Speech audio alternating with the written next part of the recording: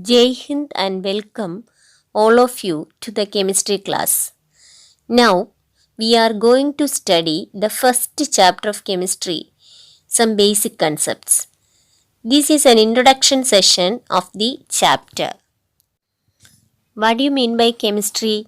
Chemistry is the branch of science which deals with the composition, structure, and properties of matter. Matter is anything which has mass and occupies in space. Applications of chemistry. Chemistry plays an important role in our daily life. It interlinked with other branches of science such as medicine, agriculture, etc. Chemistry plays an important position to find weather patterns for making fertilizers, alkalis, acids, salts, dyes, polymers, drugs, soaps, detergents, metals, alloys, inorganic and organic chemicals, and new materials that contribute in a big way in national economy. Meeting human needs for introducing food, healthcare products, other products, etc. It helps to produce superconducting ceramics, conducting polymers, optical fibers, and other solid state devices. Next topic, classification of matter. On the basis of arrangement of particles, matter is classified into three types: solids, liquids, and gases. Now we can discuss the arrangement of particles in these three states of matter. First one is solid state. In this, the particles are held very close to each other and they do not have much freedom for movement. They have definite volume and definite shape. But in liquid state, particles are loosely held together and can therefore move around. They have definite volume but no definite shape. They take the shape of the container. But in gaseous state, the particles are far apart from each other, so the movement is easy and fast compared to the other two states of matter. They have no definite shape and volume. These gas molecules are in random rapid motion. They collide with each other and also on the walls of the container. Then they can exert pressure on the walls of the container. The three states of matter are interconvertible by changing the condition of temperature or pressure. On heating, solid changes to liquid and liquid changes to gas. Similarly, in the reverse process, gas on cooling changes to liquid and liquids on cooling changes to solids. Based on the chemical composition, matter is again classified into two types: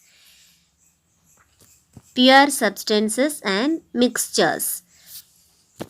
Pure substances are substances which contain only one kind of atoms or molecules. Pure substance, the composition of the substance is fixed. For example, carbon dioxide is a pure substance because it only consists of molecules of carbon dioxide in carbon-oxygen ratio 1:2.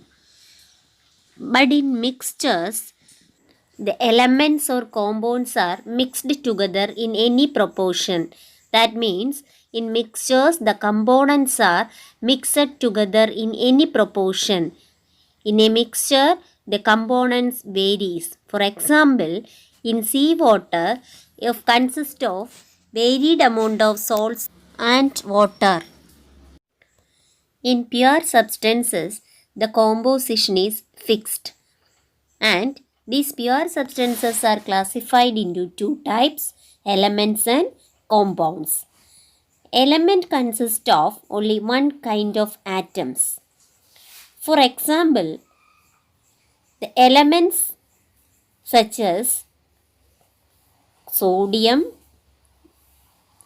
copper, silver, hydrogen and oxygen, all these are example for elements. Then the next one is compounds. These are two or more elements combined in a fixed ratio to form compounds. For example, ammonia and water. Compounds cannot be separated by physical methods and can be separated by chemical methods. For example, water consists of hydrogen and oxygen can be separated by electrolysis. That means in water, hydrogen and oxygen in the ratio 2:1 can be separated by passing electricity through it.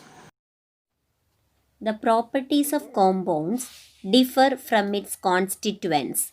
For example, hydrogen and oxygen, being gaseous in nature, combine to form water, which is a liquid. Therefore, two or more elements combined in a fixed ratio to form compounds. Next, mixtures. Mixtures can be classified on the basis of uniformity of particle present on it. First one is homogeneous mixture.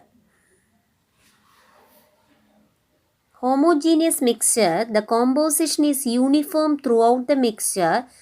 For example, sugar solution. Sugar solution is a homogeneous mixture because sugar particles are uniformly distributed in this mixture. If the particles are not distributed uniformly, then they are known as heterogeneous mixture. For example, mud dissolved in water, it is a heterogeneous mixture because the mud cannot be distributed uniformly through water. A mixture can be separated into its constituents by physical methods. For example, a mixture containing sand and iron can be separated by using a magnet. This is an example for physical separation. So, today's class is over. Thank you.